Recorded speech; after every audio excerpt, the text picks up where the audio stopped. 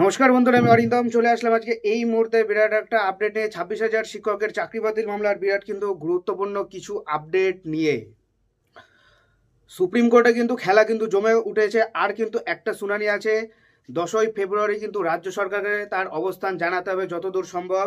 রাজ্য সরকার কিন্তু 10,750কে কিন্তু বেআইনি চিহ্নিত করেছে। যদি করে থাকে এবং সুপ্রিম কোর্ট যদি মান্যতা দিয়ে দেয় তাহলে কিন্তু প্যানেলটা কিন্তু অ্যাটলিস্ট বেঁচে যাবে।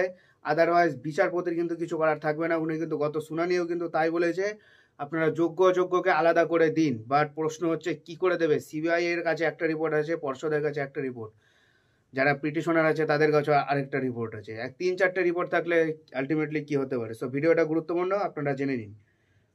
শীর্ষ কোর্টে এসএসসি লিখিতভাবে জানিয়েছে নবম দশম শ্রেণীর শিক্ষক নিয়োগের ক্ষেত্রে উত্তরপত্রে গরমিল আছে। 808 জনের নিয়োগ তালিকায় ক্রম পর্যায়ে টপকে চাকরি পেয়েছেন মাত্র 74 জন ওয়েটিং লিস্ট থেকে, এবং প্যানেলের বাইরে চাকরি পেয়েছেন 111 জন। রাজ্যের মাধ্যমিক উচ্চ মাধ্যমিক স্কুলের শিক্ষক এবং শিক্ষাকর্মী পদে বেআইনি নিয়োগের সংখ্যা এখনও স্পষ্ট করেনি স্কুল সার্ভিস কমিশন। কিন্তু তাদের বিভিন্ন হলফনামার তথ্য থেকেই 10,750 জনের বেআইনি নিয়োগের হিসাব সুপ্রিম কোর্টে পেশ করেছেন বঞ্চিত চাকরি প্রার্থীদের আইনজীবীরা। তবে তারা এও বলেছেন যে এটি আপাতত হিসাব, আদতে বেআইনিভাবে কতজন নিযুক্ত হয়েছেন সেই হিসাব এসএসসিতেই দিতে পারবে। প্রসঙ্গত সোমবার শীর্ষ আদালতে সওয়াল করেছেন বঞ্চিতদের আইনজীবী। আগামী শুনানিতে এসএসসি এবং রাজ্যের জবাব দেওয়ার কথা। সেদিন রাজ্য এবং এসএসসি কি যুক্তি দেয় সেদিকেই তাকিয়ে বঞ্চিত এবং চাকরিরত দুই পক্ষই। বঞ্চিত চাকরিপ্রার্থীদের আইনজীবী সুদীপ্ত দাশগুপ্ত ও বিক্রম বন্দ্যোপাধ্যায় জানান, এসএসসি হাইকোর্ট ও সুপ্রিম কোর্টে একাধিকবার তথ্য দিয়েছে। শীর্ষ কোর্টে এসএসসি লিখিতভাবে জানিয়েছে নবম দশম শ্রেণীর শিক্ষক নিয়োগের ক্ষেত্রে উত্তরপত্রে গরমিল আছে। 808 জনের নিয়োগ তালিকায় ক্রম পর্যায়ে টপকে চাকরি পেয়েছেন 74 জন ওয়েটিং লিস্ট থেকে, এবং প্যানেলের বাইরে থেকে চাকরি পেয়েছে 111 জন। প্যানেলের মেয়াদ ফুরানোর পর 127 জন চাকরি পেয়েছেন। একাদশ দ্বাদশ শিক্ষক পদে উত্তরপত্রে গরমিল আছে 772 জনের। প্যানেল পর্যায়ক্রম টপকে চাকরি পেয়েছেন 20 জন, ওয়েটিং লিস্ট থেকে প্যানেলের বাইরে চাকরি পেয়েছেন 18 জন। প্যানেলের মেয়াদ ফুরানোর পর একাদশ দ্বাদশ শিক্ষক পদে কতজন চাকরি পেয়েছে তা এখনো এসএসসি জানায়নি। বিচার প্রক্রিয়া প্রায় শেষের দিকে চলে আসলো।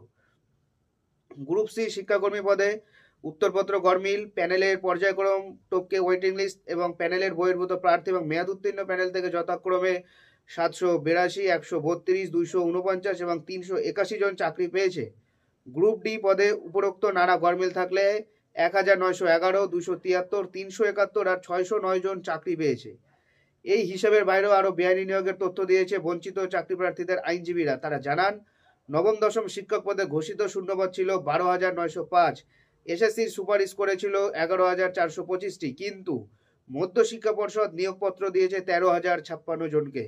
একইভাবে একাদশ দ্বাদশ নিয়োগের ক্ষেত্রে ঘোষিত শূন্যপদ ছিল 5,112। এসএসসি সুপারিশ করেছিল 5,557টি পদ, কিন্তু পর্ষদ নিয়োগপত্র দিয়েছে 5,757টি। এসএসসি সুপারিশ করেছিল 2,337টি পদ, কিন্তু নিয়োগপত্র দিয়েছিল 2,848টি পদে। গ্রুপ ডি ঘোষিত শূন্যপদ ছিল 3,956 এবং এসএসসি সুপারিশ করেছিল 3,881। এক্ষেত্রে 4,547টি নিয়োগপত্র দিয়েছে পর্ষদ। এই তথ্যের ভিত্তিতে আইনজীবী সুদীপ্ত দাশগুপ্তের বক্তব্য, এসএসসির জমা দেওয়া তথ্য ঘেটেই এই হিসাব পাওয়া গেছে। এর বাইরেও বেআইনি নিয়োগ থাকতে পারে। উত্তরপত্রে গোলমাল, র্যাঙ্কজাম, ওয়েটিং লিস্ট থেকে এবং প্যানেলের বাইরে চাকরি, প্যানেলের মেয়াদ ফুরানো এবং শূন্যপদ নিয়োগের সুপারিশপত্র দেওয়া হয়। সব মিলিয়ে আপাতত 10,750টি বেআইনি নিয়োগ চিহ্নিত করা গেছে। আশ্চর্যের বিষয়, এসএসসি কখনো নির্দিষ্ট করে বেআইনি নিয়োগের হিসাব দিচ্ছেই না। এসএসসির একটি সূত্র অবশ্য এই হিসাবকে পরিসংখ্যানগত ত্রুটি বলেছে। ওই ত্রুটি বহু সময় কোনো চাকরি প্রার্থীকে নির্দিষ্ট স্কুলে সুপারিশ করা হয়েছে, তার ভিত্তিতে পর্ষদ নিয়োগপত্র দিয়েছে, তবে সেই ব্যক্তি সংশ্লিষ্ট স্কুলে যোগ দেননি।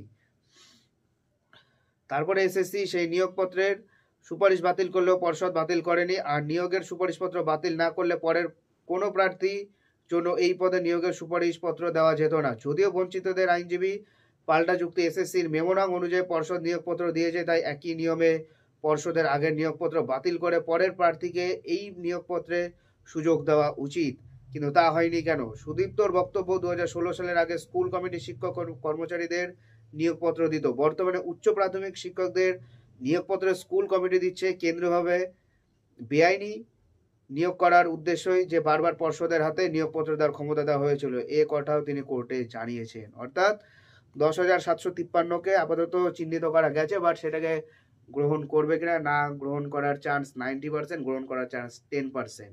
দেখা যাক এবার হিসাব কি বলে। 10ই ফেব্রুয়ারি কামিং সুন, ঠিক আর 10 দিন বাকি। দেখা হচ্ছে পরের ভিডিওতে। ভালো থাকবেন সবাই, নমস্কার, জয় হিন্দ, বন্দে মাতরম।